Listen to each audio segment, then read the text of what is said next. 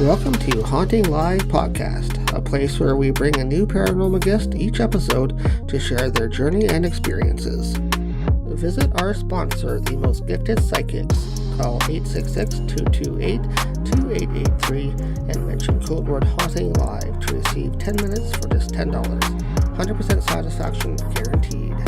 My name is Kim Alexis and I am a psychic. I'm a spiritual medium. I am a crystal healer, a clinical hypnotherapist, and a past life regressionist.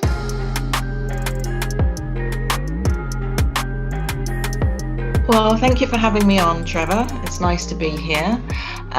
So basically, yes, my name is Kim Alexis and I am a psychic. I'm a spiritual medium.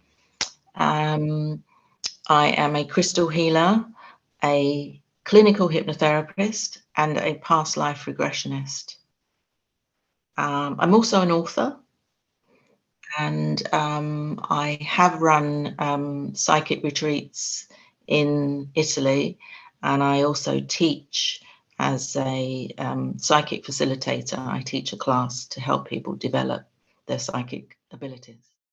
That's wonderful. So many things that you're into, and we will talk a little bit about each thing that you do here today that you want to talk about. But first of all, I'd like to touch on, obviously, the psychic mediumship part of it. So what drew you into the psychic mediumship field, and how did that get started for you? So at a young age, teenage years, but older teenage years, I was sort of playing around with tarot cards and interested in astrology and crystals and things like that. But I wasn't one of those kids that grew up, you know, sort of 6, 7, 8 years old, seeing spirit or playing with, you know, spirit, that kind of thing. That wasn't me. But I was reading books a little bit when I was a little bit older on Tibetan monks. So I always had this kind of intrigue and curiosity. And basically I left the UK when I was, I had my 18th birthday in Italy. I went to live there. And from there I met up with another girl, and I traveled through Tunisia and Algeria and Morocco and Spain and Portugal and France. And along the journey, I had these different spiritual experiences. You know, we would go to these old ladies who would read the coffee cups, you know, make us drink the coffee and turn the cup upside down. And then, I can see, you know, much travel and boats and planes and these kind of things, which was what happened. And, or I'd go to the local tarot reader, or the ladies that would henna my hands, and then they would tell me, you know, stories about myself and things like that. So, which in fact is all in my book, because I've written a book about, which is called The Adventurous Spirit, Walking Between Two Worlds. And so it's about my travels, and it's also a teaching book on all of these types of topics. So it includes past lives and, you know, and astral travel and, you know, and spirit guides and things like that. So and when I came back to the UK, I was talking to a neighbour, and she mentioned a spiritualist church. And so I went to the spiritualist church because I didn't know what that was, and I saw the medium giving messages to the audience, and I thought, I want to do that. I can do that. So I joined a development circle at the church, and but I actually had some very dark and difficult experiences where I had a lot of spirit coming to me, and I was actually moving them to the light, but I didn't know what was going on at the time because I didn't understand enough about that. And so I actually went through a very, very, you know, what they call the dark night of the soul, difficult period, and had to find people to help me to understand, and it was a bit like a conveyor belt. They just kept coming and coming and coming, and I couldn't, it was all too much. And then I learned and understood that we have to be grounded in our body, and we have to learn about our chakras, and we have to work on ourselves with our emotional issues, which can be a part of why we get these spirits attracted to us, because like attracts like. So I started to understand a lot of things and learn about protection and grounding and all things like that, which for some people is either they don't believe or they don't need to do those things, but for me it was highly important for me to learn those things. And then really my journey sort of began with helping others who I started doing readings and then helping others with those experiences that they needed, what we call spirit attachment or soul rescue. And then I was going to people's houses and clearing their houses and all that kind of work. And I did that for a while, and that's kind of how it all began, a sort of thing. Yeah, it all starts somewhere, and you got to learn how to deal with that energy, especially if you're just learning how to do it. Like you went to the church and sort of developed that technique on your own, how you wanted to learn how to do it, right? But you had some help and guidance there, at least, for you to learn how to control that. So that's good. Did you work on your chakras and that kind of thing right away, or was that taught to you later on, or? No, in fact, some of the experiences I had with the spiritualist church in the beginning was not good at all. And they didn't actually teach any of those things. And it was through my own journey of finding the right people who were not connected to the church at all that helped me through. That's why for me, learning about the chakras, learning about your own energy field, and learning about protection and grounding, and learning that there are spirits out there that are not, your happy grandmother and and father, that there are spirits out there who are mischievous and who are difficult entities that want to cause havoc. And again, there are many people, many mediums, great mediums that I know that do not believe any of this. So there is really a divide, and I do feel like it's two camps. That there are the spiritual mediums who know and deal with this stuff, and then there are spiritual mediums that just have the lovely light and the lovely guides and spirit that passed over and have no dealings with this sort of thing at all. Fortunately for me now, many years, because this is many years ago. I mean, I've been doing this since about 24 years now. So a lot of that, I don't deal with any of that anymore.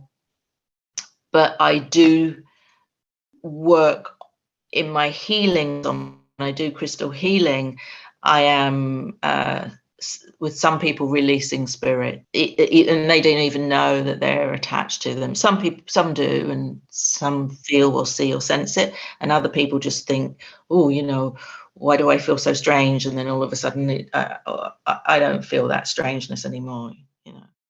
So, was growing up, you said you didn't really have the experiences of seeing spirit or communicating with spirit at a young age. Was any of that taught to you at a young age? Like, did your background or beliefs have spirit in it? Like, say, your parents or anything teach you that kind of thing? No, nothing at all. Absolutely nothing. Absolutely nothing. I was the black sheep of the family. It's like I was the one that was interested in all these types of things. They know, and as I say, from a very young age, I left I flew the nest. So I wasn't really, when I was getting more and more and more into these subjects, I wasn't even around my parents because I went to Italy on my own. But I was in Morocco. I was selling crystals. There were things going on where at the time, to me, they were just jewelry or semi-precious stones. And it was many years later that I realized crystals were actually, had healing properties, and became a crystal healer. So it was funny how the course I was on led me to really become the medium that I became, and the healer. So from there, then, what courses did you take, or did you learn to get into healing? Then, what sort of direction drew you into the healing direction?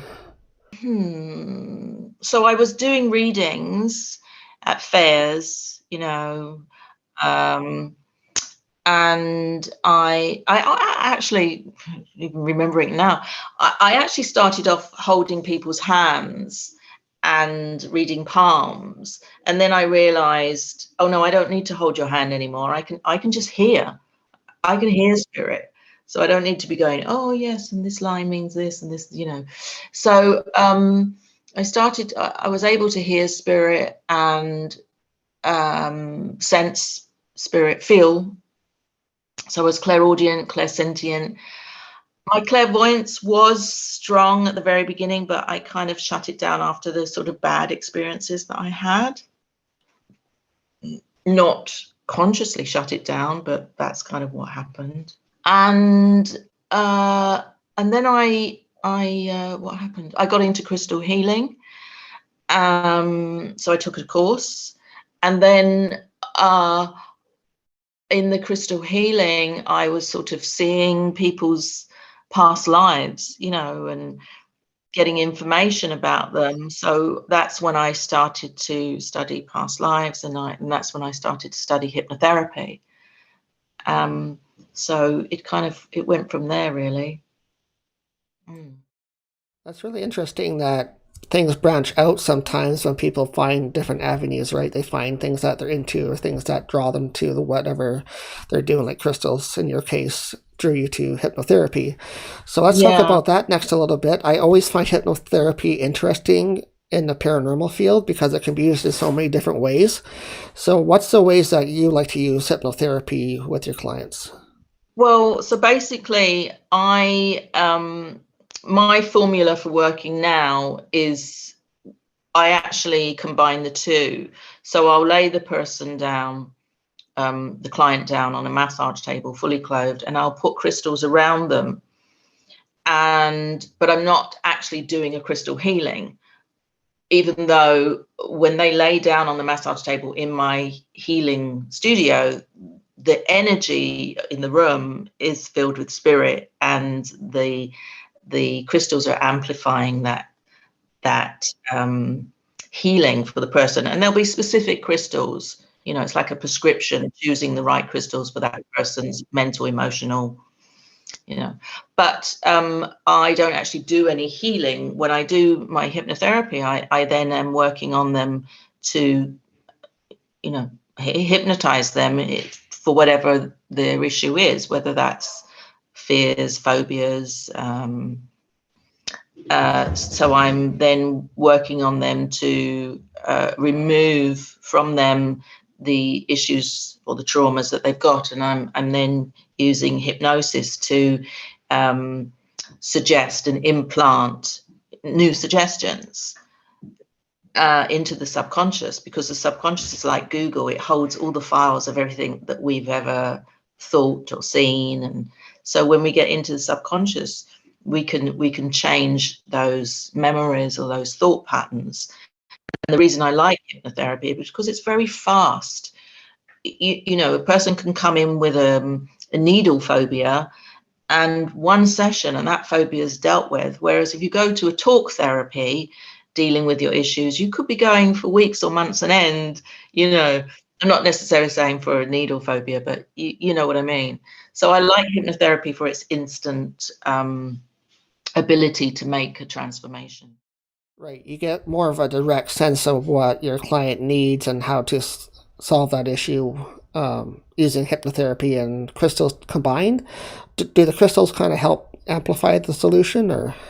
Yeah, I feel that they do. As I say, when I lay them in the crystals, I'm not actually doing the healing. When I do a hypnotherapy session, I just put them in the crystals. But when I'm doing a separate crystal healing, then I lay them in the crystals, and then I'm working on them by hands off. I'm not actually, don't have my hands on the person, but I'm drawing energy out. The way I work is I take energy off them, and I tend to kind of release the energy out of myself. It's almost like coming through me and out of me. And then putting healing energy into them, obviously with my spirit healers, my guides, their guides. And so when they get up, they feel, they may see and feel all sorts of things and sensations within the healing, crystal healing process. When they get up, they always say to me, oh, I feel so much lighter. And they tell me how well they sleep after a crystal healing, or they don't have the voices in kind of thoughts and voices in their head because I've released them. Have I taken out the spirit attachment or whatever it might be? So they're kind of back to themselves in their body, in their own energy. It's a bit like sometimes it's a bit like a spider that's created a web, and a fly is caught in the web, and you remove the fly and you remove the cobweb, and then it's like, okay, they're just back to them, sort of thing. The paranormal can happen at any time, so that's why our Etsy store is always open. Get your paranormal items from cleansing to protection to attraction, all available now on our Etsy store. Search HauntingLive. Great analogy. I think people can understand how that works now just with that analogy. That's great. Can you give one example of something that happened during a session or with a client that you can relate to, maybe a healing session or something that worked out well for them? Yeah, I can. There's a few. One that's very personal to myself is my father had a stroke, and a week later he died. And whilst I was in the hospital during that, that week that he was in the hospital, my arm was excruciating pain. And every time I did any kind of spiritual work, it got even more painful because I was connecting on that energetic level. And it was like my father was literally holding on for dear life to my hand, And when he did pass, and we'd never talked about these topics or anything like that. My father was basically an atheist, but he'd read anyway. So in the hospital, I said to my brother and my stepmother, I'm going to go downstairs to the car and I'll bring the car round. And it was a rainy night. And as I walked to my car, I could hear my father saying, where am I? What's happened? Where am I? And I was like, oh, Dad, so I explained to him, I want you to look up to the light, and in the light, you're going to see your father and your cousins and friends and your mother, and relatives and what have you. And then I could hear him saying, oh, like he was surprised, and kind of shocked that this was sort of happening.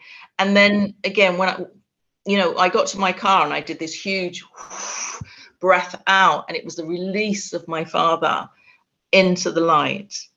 And every time if I go to a spiritualist church, or if ever I get a message, so often the medium will say to me, I can see your father standing next to you, and he's always very chatty, So that's one lovely one.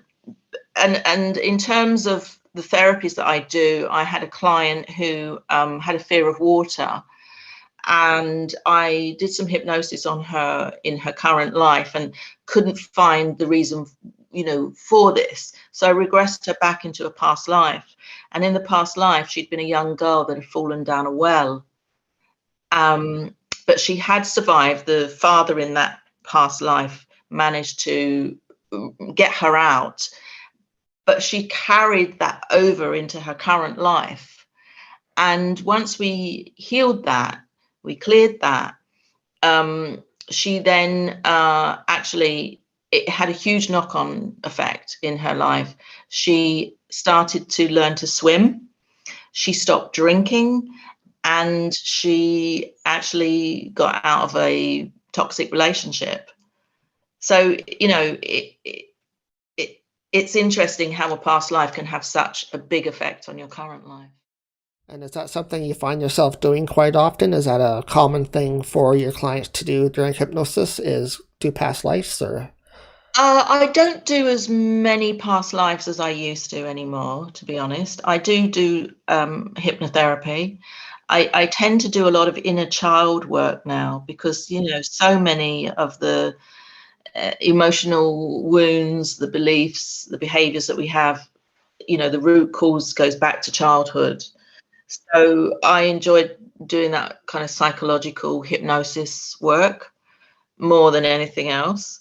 So I don't really do so much when it comes to past lives. And I think past lives can be tricky as well. I think people want.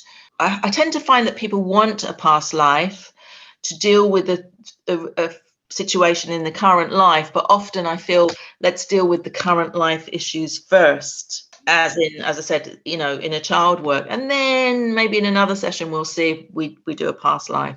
But I feel we need to work on the stuff that's going on we don't know consciously is related to childhood. Right, you got to work in a certain direction to make sure from start to finish or future to past is done properly, right? So, Yeah. I mean, and there's future lives as well. I mean, you can do past lives, you can do future lives. You know, I mean, it's a fascinating subject. Um, but and also I think the more you do with a client in terms of getting them into that hypnotic state or that meditative state, the easier it is to put someone into a past life or into a future life. But if you're doing it for the first time, it can be, oh, I can't see anything, like, you know, it can be tricky. You know, I mean, there are techniques to get a person to see and feel and sense, but sometimes it can be tricky. next, I'd like to just touch on your authoring for a moment. You do have a book that's come out, so tell us a little bit about your book. So, yeah, as I mentioned, the book is to do with my travels and the spiritual experiences. Um, it's a teaching book, so there's you know different chapters on all these different types of topics that we're discussing, as well as you know the traveling through these countries, you know, Tunisia and Algeria, Morocco and Spain and Portugal and Italy and what have you. So you know the cultural aspects of these countries as well, and it's available on Amazon. Um, as I mentioned, it's called The Adventurous Spirit, Walking Between Two Worlds. And it was something that I felt, I don't consider myself a writer, really. It's not something I ever was compelled to do, but I felt like spirit worked with me and wanted me to get this out. And I didn't do it for any, you know, it's not a money thing. It's an educational thing for people to be awakened to these things. And I'm very proud that I've done it. Well, I'm sure people that read it will get some enlightenment and some encouragement to do what they do and maybe learn some things that they didn't know before. So, or maybe they're Yeah. going through the same issues that you went through and you can help them do that. So, I have had very good feedback, and a lot of people have said they couldn't put the book down. It was a real page turner. So that's a nice. That's nice to get that feedback. yeah, always is for sure. Anything else that you've been working on lately that you like to talk about or anything that you like to promote? I mean, I'm just doing what I do, which is, you know, working with clients. I do work with a lot of clients all over the world because, you know, thanks to Zoom, as we are speaking now, um, you know, uh, mediumship and psychic energy is the same whether the person's in front of you or whether they're over the other side of the world. And the reason I call myself a psychic spiritual medium is because being a psychic is one thing and being a spiritual medium is another. And I don't think a lot of people understand that. You know, when you're psychic, you're reading a person's energy and you can tell them about their love life or their career or their, you know, house and things that are going on in their life. And that's a psychic. But when you're a spiritual medium, you are connecting to spirit, you're connecting to loved ones who have passed to the spirit realm. And you know, there are some people who are just psychics, and there are some people who are psychics and spiritual mediums. So that's why I always make a point of, yeah, I'm a psychic spiritual medium. And, some people say they're clairvoyants or, but I like to kind of be more specific. And anything I'm doing at the moment, well, I do odd events here and there, and where I'll be on stage talking about these things and giving readings. But I think I did a lot of that when I started out, when I felt very much like I wanted to be seen, and I still want to assist a lot of people, but I think I'm more insular now. I've been doing this for years, and people know me, and they come back. It's word of mouth, and so I don't feel the urge so much to be out there so much. I've done all the kind of things that I kind of thought were the right things. I've been on radio, and I've been in magazines, and and all that kind of thing. So I kind of feel like I've done all that, and I just want to really just do the work in being of service to people, which is so satisfying, and working with spirit, being an ambassador for spirit, actually. Plus, you get to home in on your abilities as well, right? You get to practice your mediumship and advance it to where you want it to be, and just do your work that you do. So that's great. Yeah, I mean, I've done classes, with other mediums in the past, and some have been great, and some have been disappointing. I don't actually think I'm a particularly great medium. I see other mediums and think, wow, their evidence is incredible. And I think we're always learning. I think we can always, I think I can always do better. And I think we have good days and we have bad days. There are days when I think, wow, that was a great reading with lots of evidence and names, and I don't know, just, just a great reading. And then there are other days where I think, well, it wasn't so great, I think it depends on the person as well, and the person's energy that you're blending with and working with. Yeah, for sure. Sometimes there's just not a connection, and sometimes there is. So that happens, yes. Well, thank you so much, Kim, for being on Haunting Live this episode. It was really nice to meet you and have you on as our guest and talk about what you do. So thank you so much for coming on. Thank you for having me. It's a pleasure. And how can people get a hold of you if they want to reach out to you? So my website is kimalexis.psychic.co.uk. I'm on Insta, Kim_Alexis_psychic. I'm on all the, the usual sites, Twitter, Facebook, and and as I say, I'm available on Zoom. And as I mentioned in my book, if you go to my website, you'll see a page of my book. There's also, if you subscribe on my website, then there's a download for a free manifestation meditation. Great. We'll put those links for your book, your website, and the meditation on our channel here as well. So anybody that goes there will see that as well. So thank you again, Kim. It was wonderful having you, and take care. Take care. Bye. Bye-bye. Miss one of our episodes? Replay your episodes on Rhode Island Broadcasting. Show your support for Haunting Live by supporting our broadcast partner, Rhode Island Broadcasting. Find them on YouTube. The paranormal can happen at any time, so that's why our Etsy store is always open. Get your paranormal items from cleansing to protection to attraction, all available now on our Etsy store. Search Haunting Live.